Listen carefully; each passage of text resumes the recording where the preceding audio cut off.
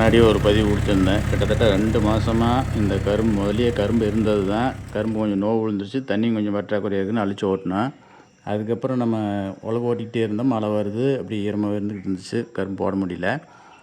இப்போது வீடர் கொண்டு வந்து ஓட்டிட்டு நம்ம நிறுத்திட்டு போனதில் பஞ்சர் ஆகி அது மவுத்து பேர்ந்து போய் அதை டியூப் மாற்றிட்டு வந்து இப்போ நிறுத்திட்டு டக்குன்னு நம்ம ஓட்டி முடிக்கிறதுக்கு டிராக்டர் ஒத்த கலப்பை வச்சு ஓட்டிட்டு இப்போ திரும்ப இந்த வீடரை வச்சு ஓட்டுறோம்.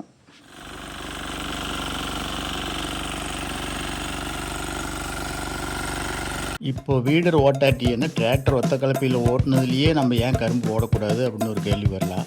ஓட்டின நீரோடிக்குள்ளேயே அந்த டயர் போயிடுது. அதனால் அந்த நீரோடினுடைய ஆழம் குறைஞ்ச மாதிரி இருக்குது, கட்டியாக கிடக்கு. அப்போ அந்த வீடரை வச்சு நம்ம ஓட்டணும்னா நைஸும் பண்ணி விட்டுறது, தேவையான நீரோடி கிடைக்குது, கொஞ்சம் கூடுதலாக அகலமாகவும் கிடைக்கும்.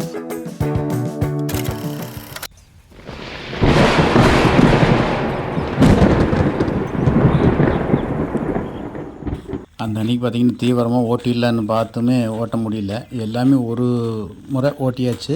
இந்த 2 சின்ன வயலும் வண்டி நிற்கிற வரைக்கும் 2 முறை ஓட்டியாச்சு. இப்போ பார்க்குற பகுதியில் இன்னொரு டைம் ஓட்டணும். ஒரு முறை ஓட்டினது தான், இன்னொரு முறை ஓட்டணும்னு சொல்லிட்டு இது வரைக்கும் வந்த பார்க்க நான் நிறுத்திட்டு போகிறேன். நைட்டு பிடிச்ச மழை 2 அளவு மழை ஊற்றி வச்சிருச்சு. எல்லாமே பாரில் 3/4 பார் அளவுக்கு தண்ணி நின்றுது. இப்போல்லாம் குளிச்சிருச்சு. இப்போ ஒரு 4 நாள் நான் உள்ளே வர முடியல. அதுக்கப்புறம் ஆள் வரட்டுன்னு ரெடி பண்ணிக்கிட்டு காரணம் வெட்டுட்டுன்னு நம்ம ஓட்டலாம், ஏன்னா ஓட்டி ஓட்டி மழை பெஞ்சு வேஸ்ட்டாக போகுதுன்ட்டு விட்டாச்சு. இப்போ கரெக்டாக நம்ம வெட்டுறதுக்கு வந்துட்டாங்க. அண்ணன் வந்திருந்தார், 2 பேர் வெட்டிகிட்டு இருக்கிறாங்க. இனி தைரியமாக நம்ம ஓட்டலான்ட்டு. அப்போ ஓட்டும்போது ஈரம் இல்லை, கொஞ்சம் ட்ரையாக தான் இருந்துச்சு, கொஞ்சம் ஓட்டுறதுக்கு நல்லா தான் இல்லை. காலம் போகுது அப்படிங்கிற மாதிரி அதையே ஓட்டி நம்ம போடுறதுக்கு தயார் பண்ணிட்டேன். இப்போ கருணையை வந்து விழா விட்டு போட்டுட்ருக்குறாங்க. கருணை போடுறது பார்த்திங்கன்னா எல்லாமே 40,000 கருணை வரைக்கும் கூட ஒரு ஏக்கருக்கு போடுவாங்க. ஒரு ஏக்கருக்கு 40,000 30,000 இந்த மாதிரி நானே போட்டிருக்கிறேன். இப்போ எல்லாம் வந்து பார்த்திங்கன்னா குறைச்சிக்கிட்டே வந்தாச்சு. நான் இப்போ வெட்ட சொல்லிக்கிறது அரை ஏக்கரை கொஞ்சம் கூடுதலாகவே வரும். அதுக்கு நான் கருணை வெட்ட சொல்லிக்கிறது வெறும் 8,000 மட்டும்தான் வெட்ட சொன்னேன். இப்போ அதை வச்சு போடுறதுக்காக ஒரு 4 விறக்கடை கேப்பு, ஒரு கருணைக்கு ஒரு கருணை இடைவெளி பார்த்திங்கன்னா ஒரு 4 இன்ச், அது பார்த்திங்கன்னா உங்களுக்கு தெரியும். அந்த மாதிரி கேப் விட்டு போடுற அளவுக்கு வச்சுக்கிறோம். அது மாதிரி போட்டாலே போதுமானது. ஏன்னா நாற்று வச்சா 2 அடிக்கு 1 தான் வைக்கிறோம். அந்தபடி பார்க்கும்போது புழக்கமாக இருக்கும்போது தான் திரும்ப கட்டைகள் வந்து தூர் கொஞ்சம் கிளச்சி அதிகப்படியான தூர் வந்து கொஞ்சம் ஸ்ட்ராங்காக இருக்குது. அதனால் அடுத்தடுத்த கட்டைகள் வந்து புழங்காமல் வந்துட்டுருக்குது அப்படிங்கிறத நானாக ஒரு ஐடியா பண்ணி தான் இப்படி போட்டுட்ருக்குறோம். இதுவே போதுமானதுங்கிறதுனால தேவையில்லாமல் நம்ம காட்டில் நம்ம கரும்பே இருக்குதுங்கிறதுக்காக வெட்டி குப்பையாட்டம் நான் போடல, இதே அளவு தான் போடுறேன். இப்போ அப்படி பார்த்திங்கன்னா உங்களுக்கு ஏக்கராவுக்கு 16,000 போதுமானதாக இருக்கும்.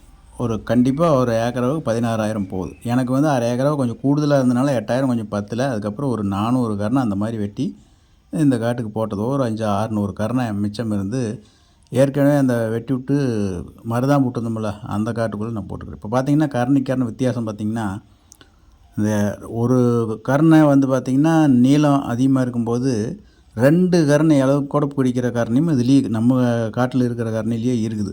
அப்போ குட்டை குட்டையாக இருக்கும்போது அதிக எண்ணிக்கை பிடிக்கும். அதை இன்னும் கொஞ்சம் தள்ளி வைக்கலாம், அப்படி நம்ம பண்ணிக்கலாம்.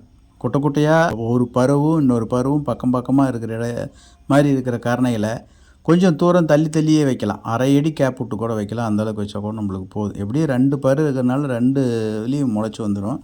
1 பருதானா கூட 1 கட்டாயம் வந்துடும். ஒரு அரை அடி தள்ளி வைக்கிறனால எந்த ஒரு இதுவும் ஆக போகிறதில்ல. இந்த மாதிரி நம்ம போட்டுட்டோம். இப்போ மண் தள்ளி விட்டுட்டு, மண் வந்து பார்த்திங்கன்னா மூடியும் மூடாமல் இருக்கணும். ரொம்ப அதிக மண்ணை வந்து இழுத்து போட்டுட்டோம் அப்படின்னா அது முளைச்சி வராது, புழுங்கின மாதிரி போயிடும். அதனால் மூடியும் மூடாமல், கருணை தெரியவும் கூடாது, ரொம்ப அதிகமாக மண்ணும் தள்ளிடக்கூடாது, அந்தளவுக்கு பார்த்து மூடிட்டுறோணும். இப்போ அப்படி போட்டுட்ருக்குறாங்க. போட்டு விட்டு நம்ம டியூப் இழுத்து விட்டு தண்ணி விடணும். மழை வந்து கொஞ்சம் கேப் விட்டு இருந்தது. இதை முடித்த உடனே பார்த்திங்கன்னா மழை பிடிச்சிக்கிச்சு. ஒரே நாள் நான் ஒரு வேளை மட்டும் தண்ணி விட்டேன். அதுக்கப்புறம் தண்ணி விடாமையே 3 நாள் 4 நாள் கடந்துருக்குது. அதுக்கு பின்னாடி நம்ம தொடர்ந்து தண்ணி ஏற்ற மாதிரி இருக்கும். இந்த மழை இப்போ வந்து பேஞ்சிருச்சுன்னா அப்புறம் பார்த்திங்கன்னா கரும்பு அறுவடை பண்ணும்போது தான் வரும். ஏன்னா அந்த மாதிரி பழக்கப்பட்டு போச்சு. இப்படி தான் நடந்துக்கிட்டு இருக்குதுங்க நம்ம பகுதியில். இப்போ இந்த நீரோடிக்குள்ளே நம்ம கருணை வச்சுருக்கிறதுல பார் கங்கில் ஏன் ஒரு சைடாக வைக்கிறீங்க, ஏன் நடுவில் வைக்கக்கூடாது, ஏன் 2 பக்கம் மாற்றி மாற்றி கூட வைக்கக்கூடாது அப்படியெல்லாம் கூட நினைக்கலாம். சென்டரில் வைக்கலான்னு பார்க்கும்போது நம்ம வீடரில் ஓட்டுனதில் நடு மத்தியத்தில் கொஞ்சம் திட்டு மாதிரி வருது, கொஞ்சம் உயரமாக இருக்குது. அதனால் அந்த இடத்துல வச்சு மண் தள்ளுறது சிரமமாக இருக்குன்னு அண்ணன் போட முடியாதுட்டாங்க. அதனால் ஒரு சைடு வச்சுக்கிறதுக்கு முடிவு பண்ணியாச்சு. ஒரு சைடாக வைக்கும்போது அளவு கரெக்டாக வந்து சேரும், இல்லைன்னா அளவு மாறி மாறி போயிடும். அதனால தான்.